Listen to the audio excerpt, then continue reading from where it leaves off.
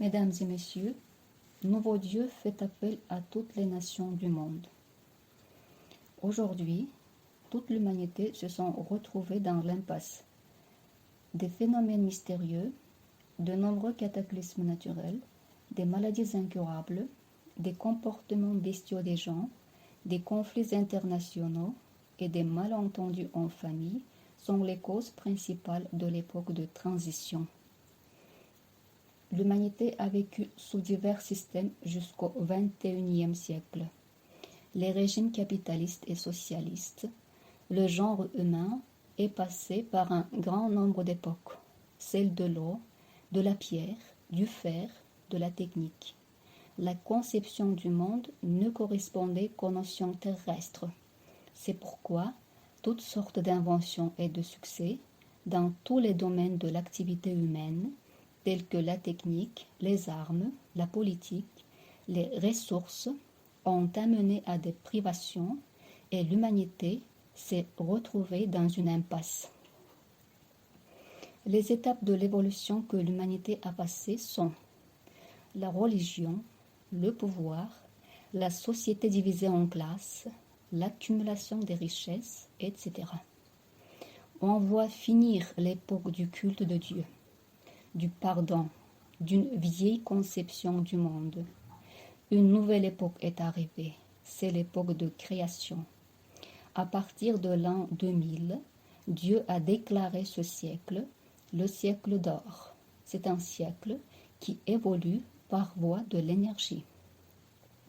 Les extraterrestres, les esprits des ancêtres, soit les arbaïs, les anges, sont arrivés de l'espace pour réaliser ce programme de l'univers. Leur énergie invisible est présente dans l'air. C'est pourquoi sa constitution a changé. Ils ont pour but de transformer l'intelligence humaine à celle de l'espace. Pour réaliser le programme de l'espace, les extraterrestres puniront les nations religieuses et les nations développées du point de vue technologique. La raison pour laquelle ils accompliront cette punition, c'est que les humains ne pourront pas réaliser leurs dons télépathiques sous les conditions ci-dessus. Ils organiseront des guerres et des catastrophes diverses dans les pays religieux et dans les pays dont les technologies sont les plus avancées.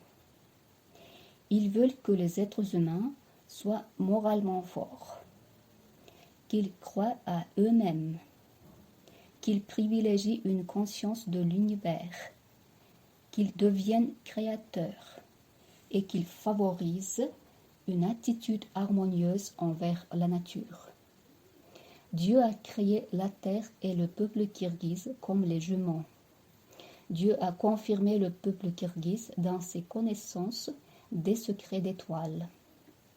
Comme l'on dit, c'est Dieu qui nous accorde le mariage, la mort, les rêves prophétiques, les poésies épiques universelles. De même que Dieu a chargé Adam, notre aïeul, d'informer l'humanité du début d'une nouvelle époque. Il serait juste de le comprendre comme l'esprit d'Adam. En 1998, Adam est apparu au-dessus d'une source parmi les montagnes d'Alay au Kirghizistan. Il est apparu devant une femme modeste qui habitait là-bas. D'après ses paroles, son corps était mystérieux, tout jaune, luisant, au visage invisible. Il lui a ordonné d'écrire un programme sur le début de l'âge d'or, sur une nouvelle psychologie et une vie nouvelle de l'humanité au XXIe siècle. Ce programme a été adopté comme la loi et Arstan Alay a été nommé guide responsable de l'âge d'or. Dieu a chargé Arstan Alay d'une mission qui est de découvrir les secrets de l'univers, de la nature et de l'humanité.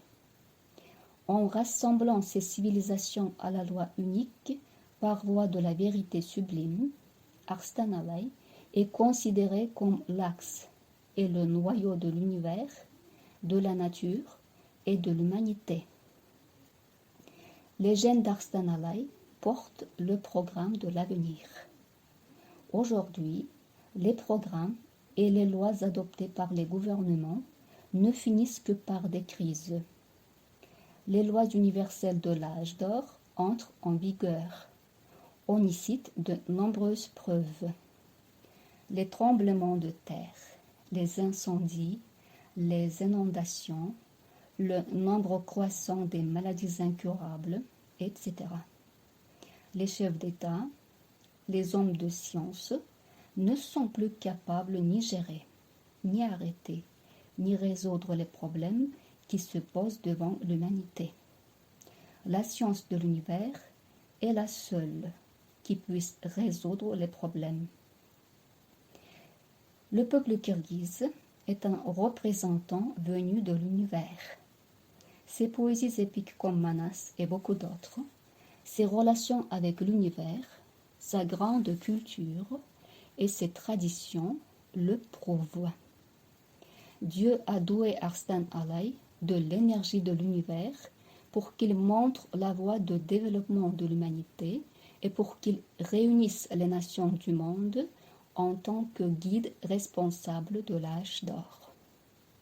Toute l'humanité sera tenue à accepter la science programme universelle, à apprendre les buts de son existence, à découvrir les secrets de l'univers et de la nature. Sinon, la nature punira les nations du monde entier. Les forces et les protecteurs du peuple kirghize sont le feu, l'eau, la pierre, l'air. Si les autres peuples les interprètent comme les matières, les Kirghizes y trouvent de la magie. Ils non seulement respectent, mais aussi ils admirent, ils reconnaissent la grandeur de la nature.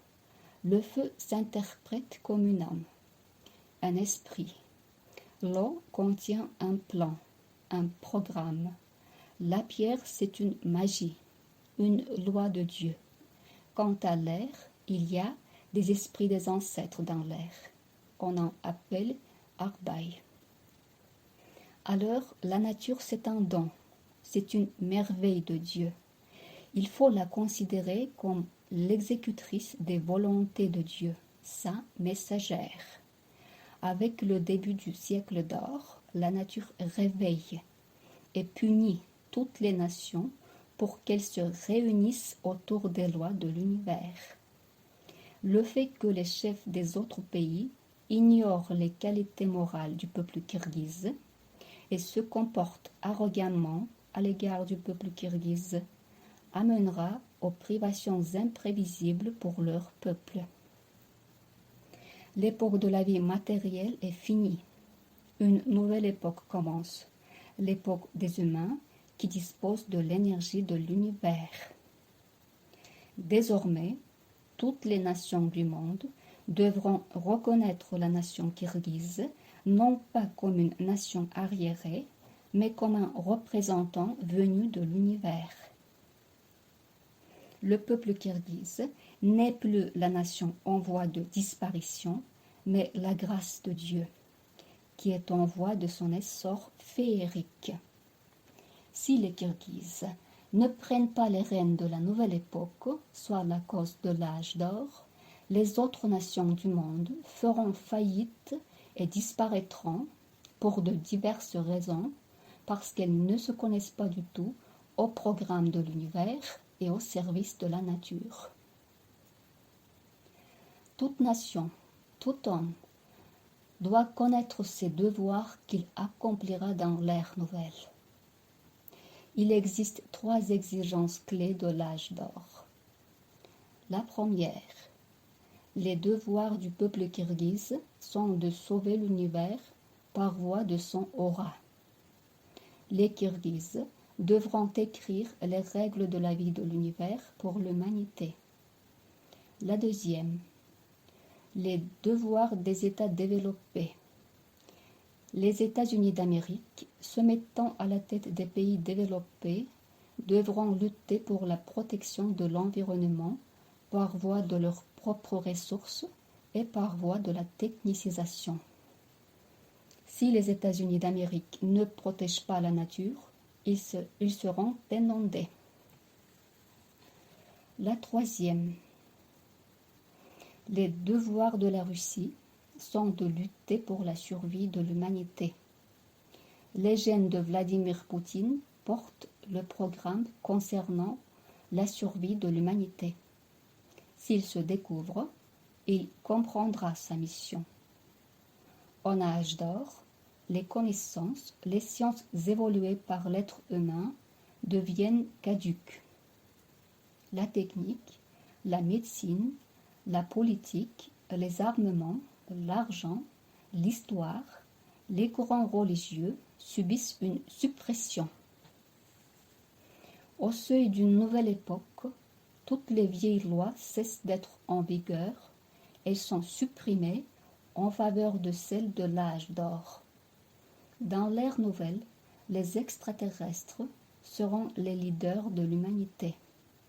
Les pyramides, dont les secrets, les humains demeurent impuissants de découvrir, sont composés de 3 nouvelles civilisations suivantes.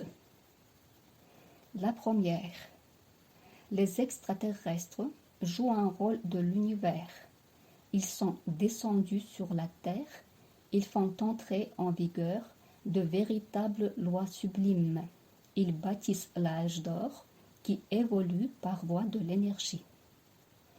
Ils apprécient le travail humain pour la nouvelle civilisation. Ils favorisent les humains du gain. La deuxième, la nature laisse sa place à l'Éden. La chaleur caniculaire et le grand froid d'hiver disparaissent, comme si la nature tombait dans l'oubli et se transformait en Éden.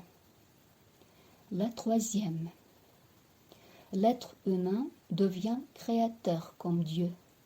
La philosophie du bien et du mal, l'harmonie d'homme et celle de femme se suppriment. L'être humain retrouve des forces créatrices. La conscience, le caractère se formant juste, les gènes humains et l'épiphyse de son cerveau favorisent la création et la survie de l'humanité, la protection de l'univers et de la Terre. Dans l'ère nouvelle, les chefs des États développés ne seront plus capables de diriger leur peuple et de dominer le monde parce qu'ils ignorent le fait que les secrets de l'univers, les lois de l'âge d'or, de grands mystères muets de la nature qui créent de merveilleuses forces magiques qu'on attend de l'espace, existent en être humain même.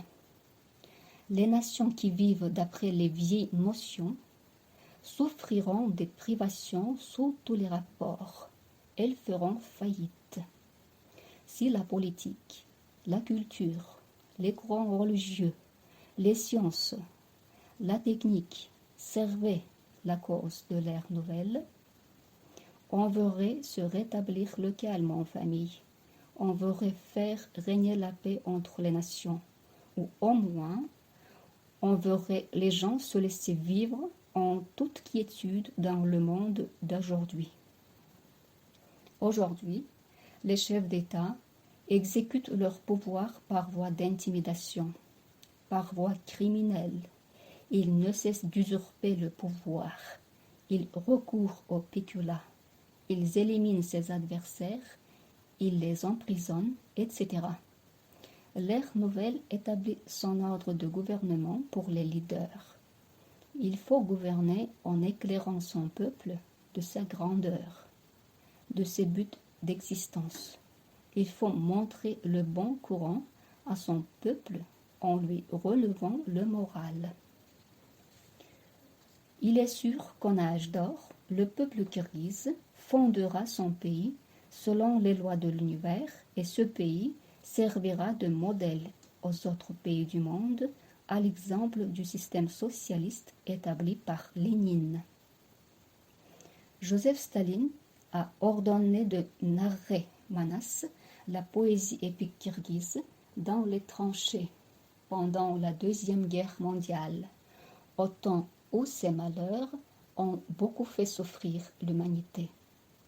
Et en 1943, Adolf Hitler a fait paraître Manas par les lettres d'alphabet allemand. Dans les lieux où on narrait Manas, on voyait ces lieux se purifier. Et maintenant, les êtres humains qui étudient la science de l'univers et qui exécutent ses exigences, ils révèlent du renouveau et ils voient se découvrir leur capacité de création ou leur don créateur. En âge d'or, 4 nations accomplissent leur mission principale dans le cadre de la mondialisation.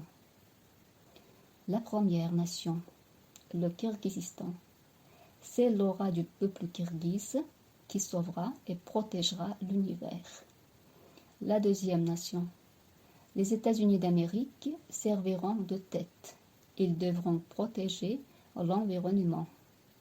La troisième nation, la Russie servira de thorax. Elle devra sauver l'humanité. Avec son moral relevé, elle exécutera son rôle. Ce n'est pas par hasard que la Russie est la grande puissance. La quatrième nation, la Chine, servira de membre supérieur et inférieur. La Chine devra faire de son mieux pour le bien de l'humanité, en la dispensant du travail, de menues occupations.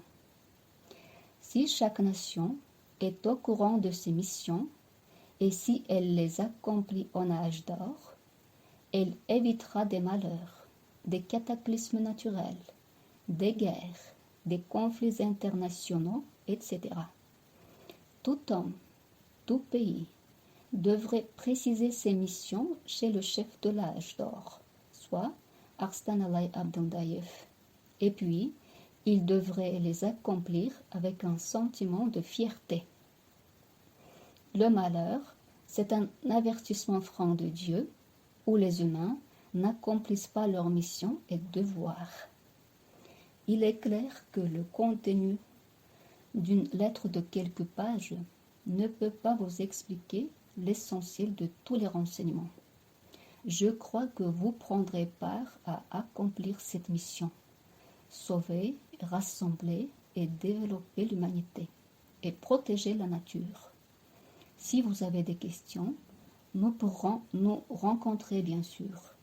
Notre rencontre ne vous empêchera nullement car vous pourrez prendre connaissance des programmes relatifs à la survie, au rassemblement, au développement de l'humanité et à la protection de la nature. En écoutant cet appel, vous sentirez de l'énergie.